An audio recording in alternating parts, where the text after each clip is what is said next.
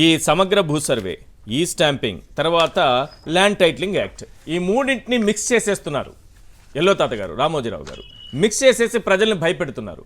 భూ సర్వే ఒక 6,000 గ్రామాల పైన ఇప్పటి వరకు సమగ్ర భూ సర్వే జరిగింది. ల్యాండ్ టైటిలింగ్ యాక్ట్ అనేది అసలు ఇప్పటి వరకు చట్టం అమల్లోకి రాలేదు.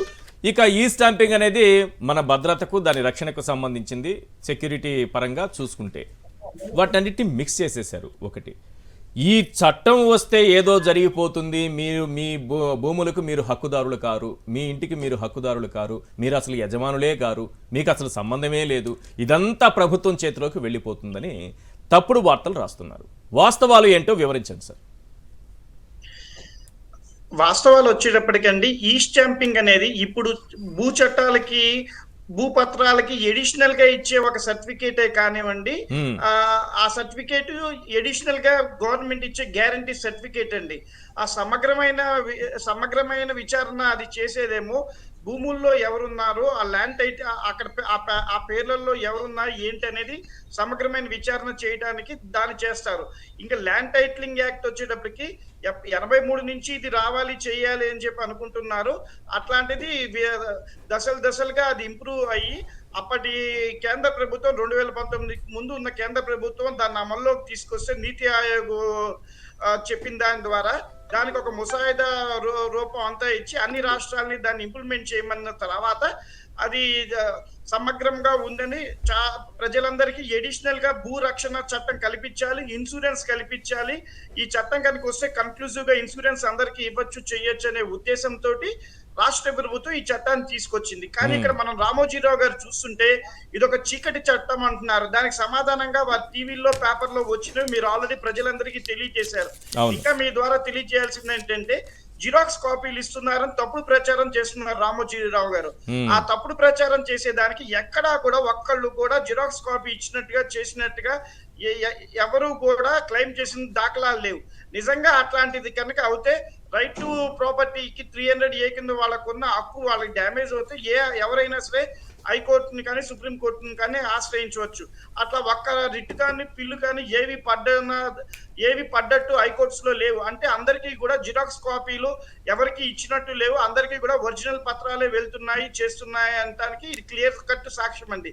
ఇంకా 4,000 గ్రామాల్లో ఈ సర్వే చేస్తే ఆ 4,000 గ్రామాల్లో వాళ్ళు కూడా మాకు ఇబ్బందులు వచ్చినాయి, దీన్ని ఆపేయండి, చేయండి అని కూడా ఇప్పటిదాకా ఒక్కళ్ళు కూడా ఏ హైకోర్టు. కరెక్ట్ సార్, వీళ్ళు మీరు మంచి పాయింట్ చెప్పారు. మీరు చాలా అద్భుతమైన పాయింట్ లేవనెత్తారు. ఇప్పుడు ఇంత వివాదాలు రాస్తున్నారు కదా రామోజీరావు గారు, ఇలా వివాదంలో చిక్కుకొని ఈ రకంగా ఇబ్బంది పడ్డారు వీళ్ళు. సమగ్ర భూ సర్వే దాదాపు 6,000 గ్రామాల్లో జరిగింది. ఇక్కడ ప్రజలకు వాళ్ళ భూములపైన హక్కులు లేకుండా పోయాయి అని ఎవరైనా తీసుకొచ్చి చూపించారా? టీవీల్లో చూపించారా? పేపర్లో వాళ్ళు చెప్పిన స్టేట్మెంట్లు ఏమన్నా ఇచ్చారా? ఏమీ లేదు. గాల్లో మాటలు రాస్తున్నారు, భయపెట్టే మాటలు రాస్తున్నారు. ఎక్కడా ప్రజలకు ఎటువంటి ఇబ్బంది లేదు. 6,000 గ్రామాల్లో భూ సర్వే చేసి వాళ్ళకి ఇప్పటి వరకు రేపు ఈ టైటిలింగ్ యాక్ట్ వచ్చిన తర్వాత మరింత భద్రతతో కూడినటువంటి డాక్యుమెంట్స్ వాళ్ళ చేతిలో పెడతారు. ఎక్కడ ఏ వివాదం లేకుండానే ఎలా సృష్టించగలిగారు ఇంత పెద్ద భయాన్ని? అట్లా సృష్టించడానికి, చేయడానికి అతను ఎట్లా అయితే భూములు ఆక్రమించుకొని ఇప్పుడు అనుభవిస్తున్నాడో, చేస్తున్నాడో, అతను కాని భూముల్లో అతని సామ్రాజ్యాన్ని విస్తరించుకున్నాడో, చేసాడో రామోజీరావు, అదే విధంగా అందరూ చేస్తారని చెప్పి కారుమూరి గారు చెప్పారు. పచ్చకల్లోకి లోకమంతా పచ్చగా కనబడుతుందని. వాళ్ళు తెలుసుకోవాల్సిన విషయం ఏంటంటే, ల్యాండ్ ఎక్విజిషన్ యాక్ట్ అనేది ఒకటి క్లియర్ గా ఉంది. అందులో కూడా భూమికి ఎవరన్నా తీసుకుంటే, చేస్తే ఇండియా మొత్తం మీద వాళ్ళకి ఏ విధంగా కాంపన్సేషన్ చేయాలి, చెందాలని క్లియర్ గా ఉంది. కానీ ల్యాండ్ మీ భూమిని లాక్కుంటారు, చేస్తారని తప్పుడు ప్రచారం చేస్తున్నారు. ఎక్సెప్ట్ ల్యాండ్ ఎక్విజిషన్ యాక్ట్ తో తప్ప ఎవరు భూమిని ఎవరు లాక్కోలేరు అనేది చట్ట రూపంలో కేంద్ర ప్రభుత్వం ఆమోదించింది. సుప్రీంకోర్టులో పలు సైటేషన్లతో ఆ యాక్ట్ అమల్లో ఉంది. దాంట్లో కాంపన్సేషన్ ఇచ్చి చట్ట ప్రకారం తీసుకోవాలి, దానికి చాలా సార్లు నోటీసులు ఇచ్చి చేయాలి తప్ప ఎవరు కూడా ఎక్కడ ల్యాండ్ లాక్కుండే అవకాశం ఆ చట్టంతో తప్ప ఏ చట్టము కూడా ఏ రాష్ట్ర ప్రభుత్వాలకి, కేంద్ర ప్రభుత్వాలకి కూడా ఆ చట్టంతో తప్ప వేరే చట్టంతో చాలా మంది అవకాశం లేదు. చాలా మంది ఇద్దరు లాయర్లు ఉన్నారు. ఇద్దరు చెప్పండి, ఇద్దరు లాయర్లు ఉన్నారు కదా, ఇద్దరు చెప్పండి. లాయర్లు అందరూ చాలా ఇబ్బంది పడుతున్నారంటే రేపు మాకు ఏం కోర్టు కేసులు ఏం రావని. అంటే ఒక వర్గం వాళ్ళు ఈ చట్టంలో ఏవో ఉన్నాయని భయపెట్టడానికి కారణం వాళ్ళు ఏదో కొంత తగ్గుతుంది కదా కేసులు అని. దీనికి కూడా ఆన్సర్ ఉంది. Okay. WP పిల్ 215 ఆఫ్ 2023 హైకోర్టులో పిల్ పడింది. అప్పుడు హైకోర్టు వారు లాయర్లందరినీ అడిగారు, మీకు వచ్చిన ఇబ్బందులు ఏంటి, ఇంకా చట్టం ఇంకా పూర్తిగా అమల్లోకి రాలేదు కదా, చేయలేదు కదా, సివిల్ కోర్ట్స్ బార్ అని అంటున్నారు, మేము ఆర్డర్ ఇస్తున్నాం కదా, సివిల్ కోర్ట్స్ లో మొత్తం అన్ని కేసులకి నెంబర్లు ఇవ్వమని చెప్తున్నాము, అన్ని జిల్లా కోర్టులు, జూనియర్ సివిల్ జడ్జి కోర్టులు, సీనియర్ సివిల్ జడ్జి కోర్టులు అందరూ కూడా భూ వివాదాలు అన్నిటికీ కూడా నెంబర్లు ఇవ్వండి, యాస్టీజ్ గా మీరు విచారణ చేయండి, ఎక్కడ నెంబర్లు ఇవ్వకుండా ఆపద్దు అని అన్నారు.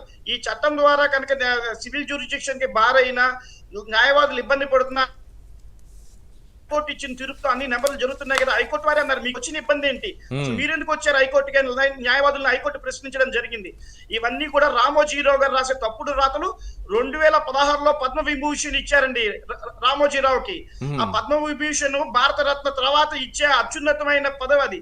ఆ పదవికే కలంకం తీసుకొచ్చి అట్లా తీసుకొచ్చే విధంగా ఇతను రాతలు రాయటం కానీ చేతలు చేయటం కానీ చేయటంతో ప్రజలందరూ అవుతున్నారు. ఇట్లాంటి వ్యక్తులకి పద్మవిభూషణ్ ఇచ్చారు రామోజీరావు తీసుకోవాలని చెప్పి డిమాండ్లు వస్తున్నాయండి. వెనక్కి తీసుకోవాలన్నా సరే వదిలేద్దాం, అది దాని గురించి మనం మాట్లాడకూడదు కాబట్టి దాన్ని వదిలేద్దాం. నిజానికి అర్హులకి వస్తుందా లేదనేది మీ బాధ, అంతేలేదు. చీకటి చట్టం అని చెప్పి ఆయన అంటాం కానీ రాయటం కానీ పేపర్ లో అసలు లేనివన్నీ అభూత కల్పనలు సృష్టించడం కానివ్వండి, చేయటం కానీ ఇవన్నీ మనం ఏ విధంగా భావించాలి. పేపర్ అనేది ఏంటండి, ఒక ట్రాన్స్పరెన్సీతో ఉండాలి, ఎంతో కొంత జస్టిఫికేషన్ తో ఉండాలి.